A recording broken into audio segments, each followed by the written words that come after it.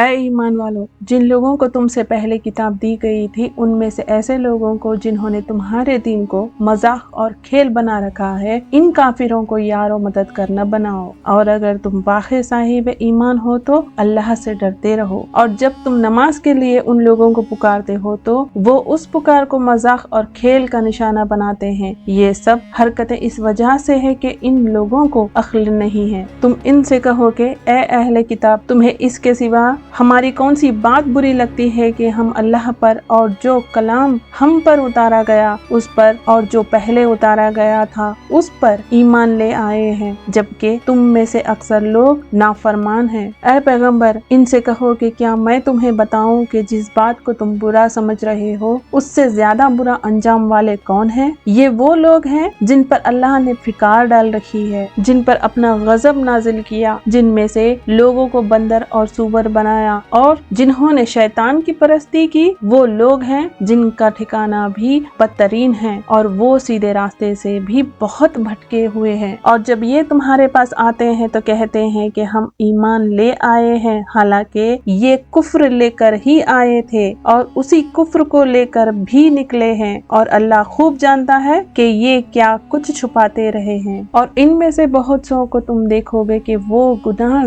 ظلم اور حرام خوری میں لپک کر آگے بڑھتے ہیں۔ سچ تو یہ ہے کہ جو حرکتیں یہ کرتے ہیں وہ نہایت بری ہے۔ ان کے مشائخ اور علماء ان کو گناہ کی باتیں کہنے اور حرام کھانے سے آخر کیوں منع نہیں کرتے؟ حقیقت یہ ہے کہ ان کا یہ طرز عمل نہایت برا ہے۔ اور یہودی کہتے ہیں کہ اللہ کے ہاتھ بندھے ہوئے ہیں، ہاتھ تو خود کے بندھے ہوئے ہیں، اور جو بات انہوں نے کہی ہے اس کی وجہ سے ان پر لعنت الگ پڑی ہے، ورنہ اللہ کے دونوں ہاتھ پوری طرح خوشنما ہے، وہ جس طرح چاہتا ہے خرچ کرتا ہے۔ اور اے پیغمبر، جو وحی تم پر نازل کی گئی ہے وہ ان میں سے بہت سو کی سرکشی اور کفر میں مزید اضافہ کر کے رہے گی، اور ہم نے ان کے درمیان قیامت کے دن تک کے لیے عداوت اور بغض پیدا کر دیا ہے۔ جب کبھی بھی یہ جنگ کی آگ بھڑکاتے ہیں اللہ اس کو بجھا دیتا ہے اور یہ زمین میں فساد مچاتے پھرتے ہیں، جبکہ اللہ فساد مچانے والوں کو پسند نہیں کرتا۔ اور اگر اہل کتاب ایمان لے آتے اور تقوی اختیار کرتے تو ہم ضرور ان کی برائیاں معاف کر دیتے اور انہیں ضرور آرام و راحت کے باغات میں داخل کرتے۔ اور اگر وہ تورات اور انجیل اور جو کتاب اب ان کے پاس ان کے رب کی طرف سے بھیجی گئی ہے اس کی ٹھیک ٹھیک پابندی کرتے تو وہ اپنے اوپر اور اپنے پاؤں کے نیچے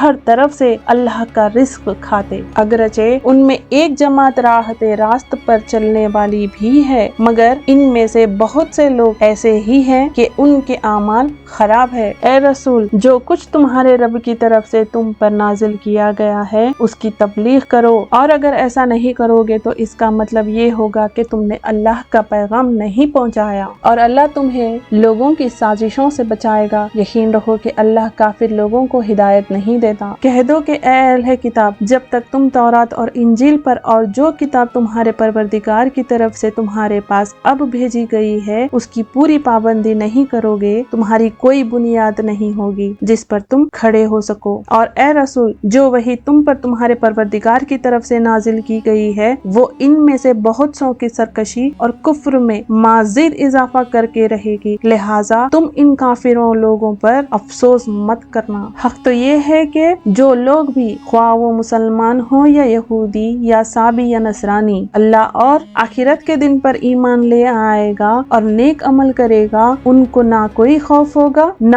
وہ کسی غم میں مبتلا ہوں گے۔ ہم نے بنی اسرائیل سے عہد لیا تھا اور ان کے پاس رسول بھیجے تھے، جب کوئی رسول ان کے پاس کوئی ایسی بات لے کر آتا جس کو ان کا دل نہیں چاہتا تھا تو کچھ رسولوں کو انہوں نے جھٹلایا اور کچھ کو قتل کرتے رہے، اور وہ یہ سمجھ بیٹھے کہ کوئی پکڑ نہیں ہوگی، اس لیے اندھے بہرے بن گئے۔ پھر اللہ نے ان کی توبہ قبول کی تو ان میں سے بہت سے پھر اندھے بہرے بن گئے، اور اللہ ان کے تمام اعمال کو خوب دیکھ رہا ہے۔ وہ لوگ یقیناً کافر کافر ہو چکے ہیں جنہوں نے یہ کہا ہے کہ اللہ مسیح ابن مریم ہی ہے، حالانکہ مسیح نے تو یہ کہا تھا کہ اے بنی اسرائیل، اللہ کی عبادت کرو جو میرا بھی پروردگار ہے اور تمہارا بھی پروردگار۔ یقین جانو کہ جو شخص اللہ کے ساتھ کسی کو شریک ٹھہرائے، اللہ نے اس کے لیے جنت حرام کر دی ہے اور اس کا ٹھکانہ جہنم ہے، اور جو لوگ یہ ظلم کرتے ہیں ان کو کسی قسم کے یار و مددگار میسر نہیں آئیں گے۔ وہ لوگ بھی کافر ہو چکے ہیں جنہوں نے یہ کہا ہے کہ اللہ تین میں کا تیسرا ہے، حالانکہ ایک خدا کے سوا کوئی خدا نہیں ہے۔ اور اگر یہ لوگ اپنی اس بات سے باز نہیں آئے تو ان میں سے جن لوگوں نے ایسے کفر کا ارتکاب کیا ہے ان کو دردناک عذاب پکڑ کر رہے گا۔ کیا پھر بھی یہ لوگ معافی کے لیے اللہ کی طرف رجوع نہیں کریں گے اور اس سے معافی نہیں مانگیں گے؟ حالانکہ اللہ بہت بخشنے والا بڑا مہربان ہے۔ مسیح ابن مریم تو ایک رسول تھے، اس سے زیادہ کچھ نہیں۔ ان سے پہلے بھی بہت سے رسول گزر چکے ہیں اور ان کی ماں صدیقی تھے، یہ دونوں کھانا کھاتے تھے۔ دیکھو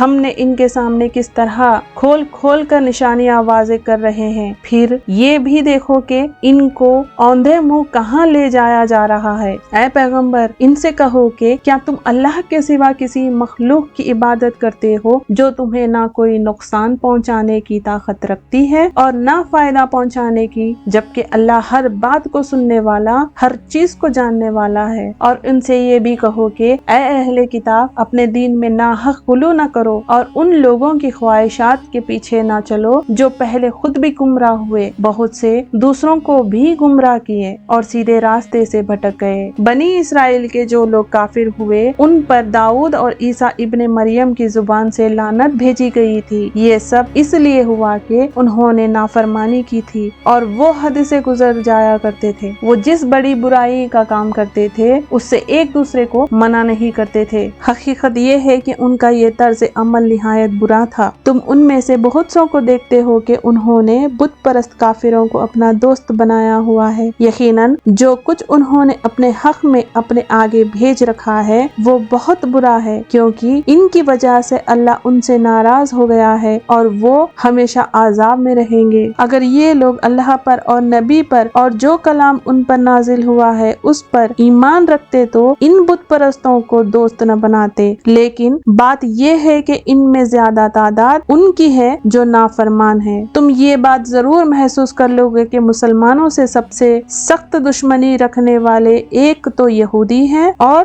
دوسرے وہ لوگ ہیں جو کھل کر شرک کرتے ہیں، اور تم یہ بھی بات ضرور محسوس کر لو گے کہ غیر مسلمانوں میں مسلمانوں سے دوستی میں قریب تر وہ لوگ ہیں جنہوں نے اپنے آپ کو نصرانی کہا ہے۔ اس کی وجہ یہ ہے کہ ان میں بہت سے علم دوست عالم اور بہت سے تاریخ دنیا درویش ہیں، نائز یہ وجہ بھی ہے کہ وہ تکبر نہیں کرتے، اور جب یہ لوگ وہ کلام سنتے ہیں جو رسول پر نازل ہوا ہے تو چن کے انہوں نے حق کو پہچان لیا ہوتا ہے، اسی لیے تم ان کی آنکھوں کو دیکھو گے کہ وہ آنسوؤں سے بہہ رہی ہے اور وہ کہہ رہے ہیں کہ اے ہمارے پروردگار، ہم ایمان لے آئے ہیں، لہٰذا گواہی دینے والوں کے ساتھ ہمارا نام بھی لکھ لیجئے، اور ہم اللہ پر اور جو حق ہمارے پاس آ گیا ہے اس پر آخر کیوں ایمان نہ لائے، اور پھر یہ توقع بھی رکھے کہ ہمارا رب ہمیں نیک لوگوں میں شمار کرے گا۔ چنانچہ ان کے اس قول کی وجہ سے اللہ ان کو وہ باغات دے گا جن کے نیچے نہریں بہتی ہوں گی، جن میں وہ ہمیشہ رہیں گے، یہی نیکی کرنے والوں کا صلہ ہے۔ اور جن لوگوں نے کفر اپنایا ہے اور ہماری آیتوں کو جھٹلایا ہے وہ دوزخ والے لوگ ہیں۔ اے ایمان والو، اللہ نے تمہارے لیے جو پاکیزہ چیزیں حلال کی ہیں ان کو حرام قرار نہ دو اور حد سے آگے نہ نکلو۔ یقین جانو کہ اللہ حد سے نکلنے والوں کو پسند نہیں کرتا، اور اللہ نے تمہیں جو رزق دیا ہے اس میں سے حلال پاکیزہ چیزیں کھاؤ، اور